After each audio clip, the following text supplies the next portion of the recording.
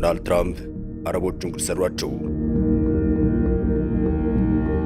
ያልተጠበቀ ዶናልድ ትራምፕ ካሳ አስከፍላለሁ ውሳኔ። That President Trump will ask Arab countries to cover the costs of the war against Iran, which is estimated to be in the billions. ጦርነቱ ቀጥሏል። ኢራን እስራኤልን እየመታች ይገኛል።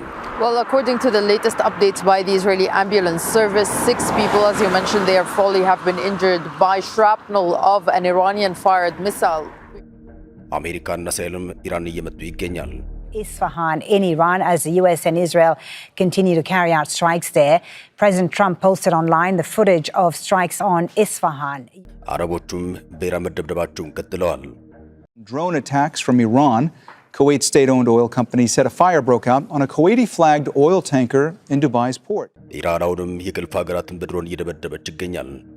አረቦቹም ክፉኛ ተጎድተዋል። በቅርቡ በሳውዲ አረቢያ በሚገኘው የሉል ሱልጣን አየር ማዕከል ላይ የተፈጸመውን ጥቃት ተከትሎም አንድ ትልቅ ጥያቄ በበርካቶች ዘንድ ተነስቷል። ኢራን ይህን ሁሉ ትክክለኛና ጥብቅ ወታደራዊ መረጃ ከየት ታገኛለች የሚል ነው። እርግጥ ነው ኢራን የራሷ የሆኑ እንደ ፓያምና ኑር የተሰኙ ሳተላይቶች እንዳሏት ይነገራል።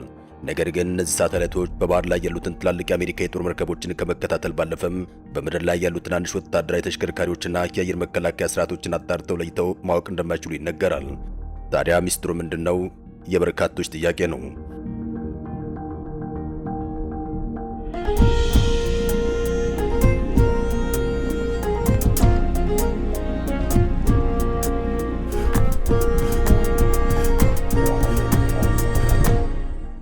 እዚህ ላይ ነው የሌሎች ኃያላን ሀገራት እጅ ብቅ ብሎ የሚታየው። ቻይና በመካከለኛው ምስራቅና በቀይ ባህር ሰማይ ላይ ዘወትር የሚሽከረከሩ እጅግ ዘመናዊ ሳተላይቶች እንዳሏት ይነገራል። እነዚሁ የቻይና ሳተላይቶች ከውሃ ሆነው አንድን ተራ መኪና ከትልቅ የጭነት መኪና ለይተው ማየት የሚያስችል አስገራሚ አቅም አላቸው። ነገሩ በዚያ በቃም ሩሲያ በበኩሏ የራሷን እጅግ የረቀቁ የስለላ ሳተላይቶችን በአካባቢው አሰማርታለች። የሩሲያ ሳተላይቶች ተራ ፎቶግራፍ ማንሳት ብቻ ሳይሆን የመሬት ገጽታ በስሪዲ ባለ 3 አቅጣጫ ካርታ ማዘጋጀት ይችላሉ። አንዳንዶቹማ እስከ 30 ሴንቲሜትር የሚያክሉ ትናንሽ ነገሮችን አጣርተው ማየት ይችላሉ ተብለውም ይነገርላቸዋል። በአሁኑ ሰዓት የአሜሪካ የጦር መርከቦች ያሉበትን አካባቢ በቅርበት እየተከታተሉ እንዲሁም የሬዲዮ ሞገዶችን እየጠለፉ ይገኛል። በአጭር ቋንቋ ሲጠቃለል ጥቃቱን የሚያደርሱት ሚሳኤሎች ኢራን ቢሆኑም መንገዱን የሚያሳዩት አይኖች ግን የቻይናና የሩሲያ ጭምር መሆናቸው እየተነገረ ይገኛል። የመካከለኛው ምስራቅ ሰማይም በስለላ ሳተላይቶች ተጨናንቋል። በመካከለኛው ምስራቅ እሳት እየነደደ ነው። የተባበሩት አረብ ኤሚሬትስ ክፉኛ እየተመታች ይገኛል። ኢራን በዱባይ የነዳጅ ታንከር ላይ ጥቃት ማድረሷ ተሰምቷል። በሆርሙዝ ሰርጥ በኩል ይጓዝ የነበረው ታንከር ንብረትነቱ የነጋዴዎች እንደሆነም ተነግሯል። ኢራን በዚህ ግዙፍ የነዳጅ ታንከር ላይ በአየርና በባህር ሰው አልባ አውሮፕላኖች ጥቃት ማድረሷ ተገልጿል። የደረሰው ጉዳት ግን በዝርዝር አልተገለጸም። ኩዌት፣ ኳታርና ኢራቅ የመሳሰሉ የአረብ ሀገራትም በኢራን ክፉኛ ድብደባና ኪሳራ ደርሶባቸዋል። በዚህ መሃል አባመላ ትራምፕ የራሳቸውን ጥቅም ለማስጠበቅ እየሞከሩ ይገኛል። በዚሁ በኢራን ጦርነት አረብ ሀገራት አጋፋሪ በመሆን ኢራን እንድትደበደብ የአሜሪካ የጦር ቤዞችን ኢራን እንዲመቱ መልካም ፈቃዳቸውን ሰጥተዋል። ዶናልድ ትራምፕ ታዲያ የጦርነት ካሳ አረቦቹ እንዲከፍሉ ፍላጎት አለኝ እያሉ ይገኛል። አረቦቹ በኢራን ተደብድበው ብዙ ጉዳት ደርሶባቸው አሁን ደግሞ ካሳ መክፈል አይቀርላችሁም እየተባሉ ይገኛል።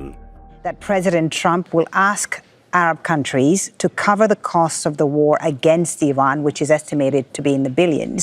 እንደሚታወቀው አሜሪካና እስራኤል በኢራን ላይ የከፈቱት ጦርነት 32ኛ ቀኑ ላይ ደርሷል። በጥቃቱ ኢራን ለአሜሪካና ለእስራኤል ጥቃት በሰጠችው ምላሽ የሆርሙዝ መተላለፊያ በመዝጋት ከዓለም አቀፉ የነዳጅና የተፈጥሮ ጋዝ አቅርቦት ውስጥ 1/5ኛውን አስተጓጉላለች። ይህ ሁኔታም ዓለምን ላለፉት 10 ዓመታት ትልቁን የተባለ የኤነርጂ ቀውስ ውስጥ ከቶታል። አልጀዚራ የአሜሪካ መገናኛ ብዙሃን ዋቢ በማድረግ እንደዘገበው ባለስልጣናት ለኮንግረስ አባላት በሰጡት ሚስጥራዊ መረጃ መሰረት የጦርነቱ የመጀመሪያዎቹ 6 ቀናት 11.3 ቢሊዮን ዶላሮች ተደርጎበታል። የስትራቴጂክና የዓለም አቀፍ ጥናት ምርምር ማዕከል ባወጣው ግምታዊ ስሌት ደግሞ ጦርነቱ በተጀመረ በ12ኛው ቀን ወጪው ወደ 16.5 ቢሊዮን ዶላር አሻቅቧል። ጦርነቱ አሁን ላይ 32ኛ ቀኑን በያዘበት ወቅትም ወጪው ከዚህም እጅግ ሊያሻቅብ እንደሚችል ይገመታል። ይህ እንዲህ እንዳለ የዋይት ሃውስ ቃል አቀባይ ካሮሊና ሌቪት ሰኞ ዕለት እንደ አውሮፓውያን አቆጣጠር 1990 በባህረ ሰላጤው ጦርነት ወቅት የአሜሪካ አጋሮች ለዋሽንግተን ወታደራዊ ጣልቃ ገብነት የገንዘብ ድጋፍ እንዳደረጉ ሁሉም አሁንም የአረብ ሀገራቱ ለዚህ ጦርነት መክፈል አለባቸው ወይ የሚል ጥያቄም ከጋዜጠኞች ዘንድ ቀርቦላቸዋል። ለጥያቄው ምላሻቸውን የሰጡት ሌቪት በዚህ ጉዳይ ላይ ከፕሬዝዳንቱ ማለትም ከትራምፕ ቀድሜ መናገር ባልፈልግም ሐሳብ አላቸው፣ ወደፊትም ከራሳቸው በሰፊ የምትሰሙት ይሆናል ሲሉ ተደምጠዋል። ጋዜጠኞች የጠቀሱት ጉዳይ የኢራቅና የኩዌትን ግጭት ይመለከታል። በወቅቱም ዩናይትድ ስቴትስ ኩዌትን ለመታደግ በሚል በራሷ በኩዌትና በጎረቤት አረብ ሀገራት ጥያቄ መሰረት በርካታ ሀገሮችን ያቀፈ ዓለም አቀፍ ጥምረት መስርታ ነበር። በምላሹም እንደ ጀርመንና ጃፓን ያሉ የጥምረቱ አባላትና የቀጠና ሀገሮችም አሜሪካ ለገባችበት ወታደራዊ ጣልቃ ገብነት የሚውል 54 ቢሊዮን ዶላር አሰባስበው እንደነበር ይነገራል። የአረብ ሀገራት የ28 ዕድሜ ላላት የዋይት ሀውስ ቃል አቀባይ ካሮሊን ሌቪት ንግግር የሰጡት ምላሽ የለም። ይሁን እንጂ በዚህኛው ጦርነት አሜሪካና እስራኤል ሌሎች አጋር የሚሏቸውን ወይም የቀጠና ሀገራትን ሳያሳትፉ በራሳቸው ውሳኔ ብሔራዊ ላይ ጦርነት መክፈታቸውን ዘገባው ጠቅሷል። ለፕሬዝዳንት ትራምፕ ቅርብ የሆኑ የቀኝ ዘመም ተንታኞች የካሳ ጉዳይ ወደ ኢራን መገፋት አለበት የሚል ሐሳብ በስፋት ሲያስተጋቡ ተደምጠዋል። ከነዚህ መካከል የሚጠቀሱ ሲናኒቲ በዚህ ወር መጀመሪያ ላይ ሲናገሩም ማንኛውም የተኩስ አቁም ስምምነት ኢራን የጦርነት ወጪ እንዲሸፍን የሚያስገድድ መሆን አለበት ሲሉ ተደምጠዋል። ኢራን ለዚህ አጠቃላይ ወታደራዊ ዘመቻ የወጣውን ወጪ መክፈል ያለባት በአይነት ማለትም በነዳጅ መሆኑን ተናግረዋል። ኢራን በአሜሪካና በእስራኤል ለተሰነዘሩባት ጥቃቶች ምላሽ ለመስጠት በመላው መካከለኛ ምስራቅ በሚገኙ ኢላማዎች ላይ ሚሳኤልና የድሮን ጥቃቶችን ሰንዝራለች።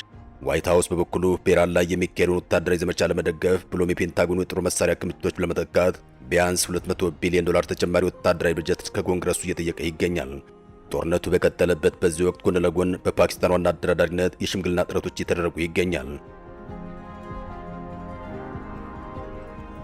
በዚህም የሳውዲ አረቢያ፣ የቱርክና የግብጽ የውጭ ጉዳይ ሚኒስትሮች ባለፈው ቅዳሜና እሁድ ፓኪስታን ኢስላማባድ ተጉዘው እንደነበርም ተነግሯል። ይህ በሁለት ሳምንታት ውስጥ የተካሄደው ሁለተኛ ዲፕሎማሲያዊ ስብሰባ እንደሆነም እየተነገረ ይገኛል። በኢስላማባድ በተካሄደው ስብሰባ ላይ የፓኪስታን የውጭ ጉዳይ ሚኒስትር ኢስሐቅ ዳር፣ የቱርክ አቻቸው ሀካም ፊዳን፣ የግብፁ በድር አብዱላጢና የሳውዲ አረቢያው ኑር ፈይሰል ቢን ፈርሃን ተሳታፊ ሆነዋል። የፓኪስታኑ የውጭ ጉዳይ ሚኒስትር በስብሰባ ማጠቃለያ ላይ ኢራንና አሜሪካ በመካከላቸው የሚደረገውን ቀጥታ ንግግር አገራቸው እንድታመቻች ሙሉ እምነት እንዳላቸው ገልጸዋል።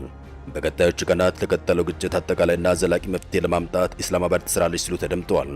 ኢስሐቅ ይህም ቢሉም የነዳጅ ዋጋ አሻቅቦ የሀገራት ኢኮኖሚ እንቅስቃሴም ማስተጓጉሉ እንደቀጠለ ይገኛል። President Trump has reportedly told aides that he's willing to end the US military campaign even if the Strait of Hormuz remains largely closed. That report is in the Wall Street Journal. የአሜሪካው ፕሬዝዳንት ዶናልድ ትራምፕ የሆርሙዝ ሰርጥ ሙሉ በሙሉ ሳይከፈት የኢራንን ወታደራዊ ዘመቻ ለማቆም ፍላጎት እንዳላቸው ለቅርብ ረዳቶቻቸው መግለጻቸውን ዎል ስትሪት ጆርናል በዘገባው አመላክቷል። ሆኖም ግን ዶናልድ ትራምፕ አንድ ቀን ሁለት ቃላትን ማውጣት አይሳናቸውምና የኢራን ደሴት ሙሉ በሙሉ አውድማለሁ ሲሉ ዝተዋል። ዶናልድ ትራምፕ በአንድ እጃቸው ሰላም በሌላኛው እጃቸው ላይ ጦርነት የሚሰነዝሩ አይነት ሰው ይመስላሉ። እግረኛ ወታደሮችን ወደ ኢራን ልክ ይዋጋለሁ ካሉም ቆየት ብለዋል። የኢራን ወታደርም ለትራምፕ ወታደር ዝግጁ ነኝ እያለ ይገኛል።